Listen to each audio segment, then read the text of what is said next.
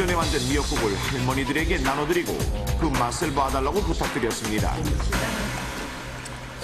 간이 어때요? 간이 싱거워요. 그 결과 12명의 할머니들 중 11명이 싱겁다는 대답. 그래서 제작진은 싱겁다고 대답하신 분들에게 입맛에 맞게 직접 소금 간을 하도록 했습니다.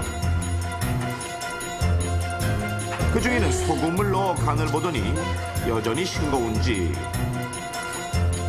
또 소금을 넣으시는 분도 있었는데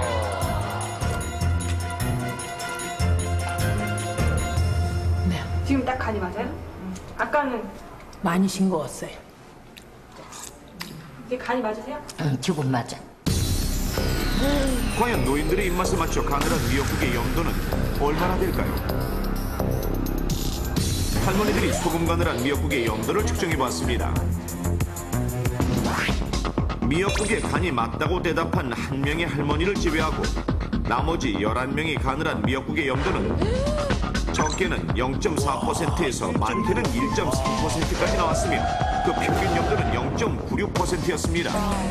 처음 제작진이 준비한 미역국은 대한고혈압협회에서 권장하는 염도인 0.3%로 여기에 들어간 소금의 양은 0.9g. 그럼 노인들이 간이 맞다고 한 미역국은 어떨까요? 그 소금의 양은 이렇습니다. 처음 것보다 약 3배 가까이 되는 2.5g이었습니다.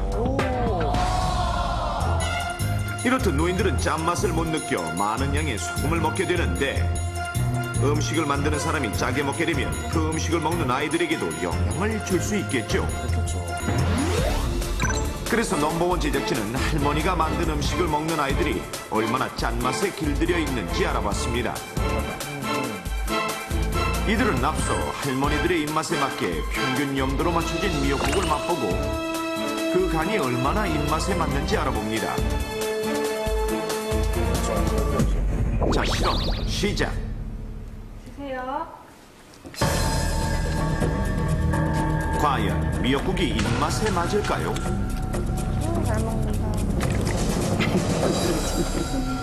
미역국 맛이 어떤지 보여주세요. 먼저 아이들의 경우 3명의 아이들 중 1명은 짜다. 나머지 2명은 알맞다는 대답. 반면 할머니들 3분 모두 간이 알맞다고 대답합니다. 할머니가 하루에 몇 끼 해줘요? 하루에 아침 저녁 해줘요. 할머니가 해준 음식이 맛있어요? 입에 맞아요? 아니 짜요. 조금 짠 듯하다고 그래. 그런데 싱겁게 하는데도 안 돼요. 고쳐야지 뭐. 미역국이 평소에 할머니가 해주시는 거랑 어때요? 거의 비슷비슷해요. 평소에 해주는 음식이 맛있어요? 네. 실험 결과 음식을 짜게 먹는 노인의 입맛에 맞춰 아이들 역시 짠맛에 길들여져 있음을 알 수 있었습니다.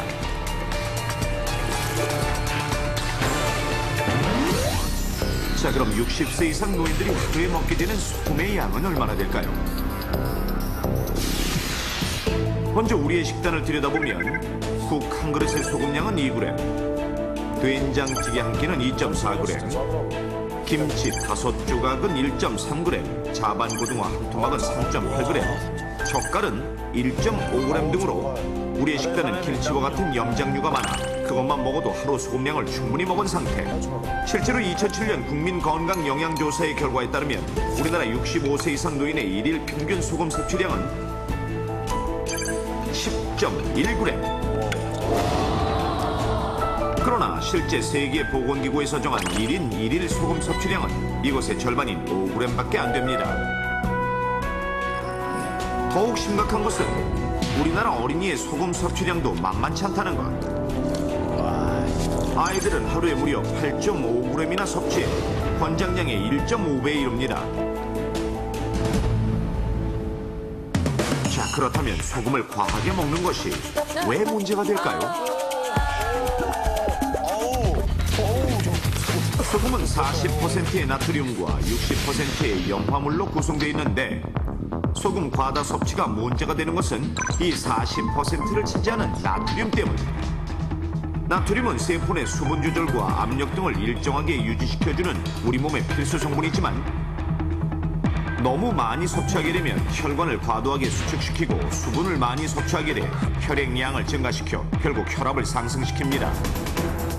때문에 소금을 과하게 섭취하게 되면 노인은 물론이고 성인의 경우 고혈압, 당뇨병, 간경화, 위암, 그리고 비만 등의 여러 질병을 일으키게 되는데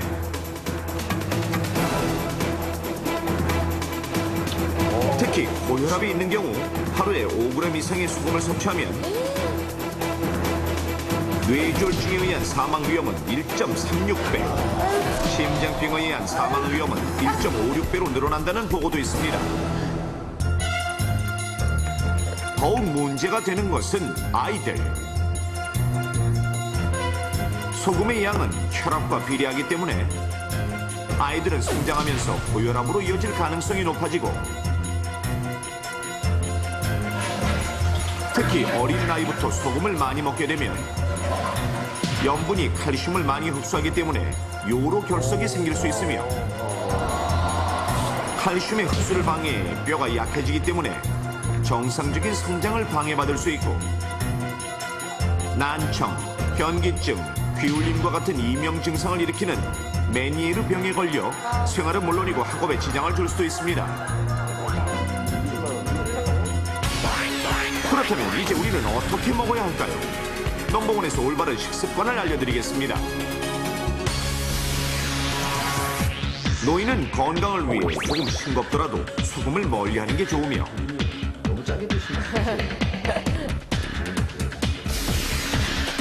이미 미각세포가 퇴화돼 짠맛을 못 느끼시는 노인과 보살핌이 필요한 아이의 건강을 위해선 무엇보다 부모의 역할이 중요합니다. 먼저 가족 중 누구든 요리를 할 때 소금을 과하게 사용하지 않도록 가족의 연령별 하루 소금 섭취량을 메모해서 냉장고나 싱크대에 붙입니다.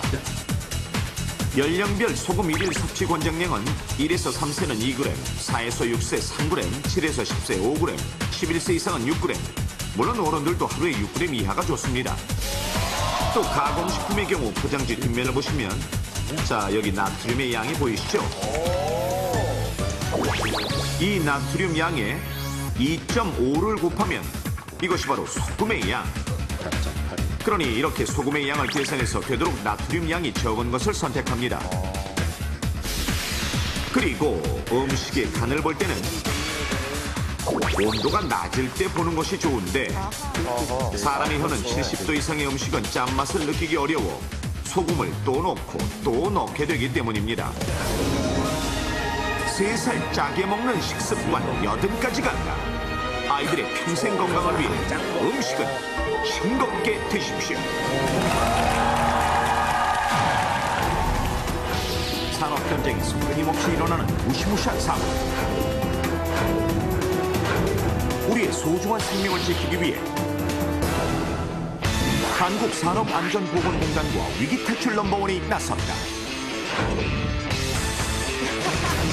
산업전쟁의 스크루지, 위험한 항해자. 넘버장 공업소로 부임해온 후 밤낮으로 예산 절감을 궁리만 하는 항해자. 우연히 예산을 줄일 기막힌 방법을 발견하고 기뻐하지만 난 역시 천재야. 예산 절감은커녕 오히려 예민과 직원들에게 바가지만 쓰고 마는데 두고 봐. 과연 항해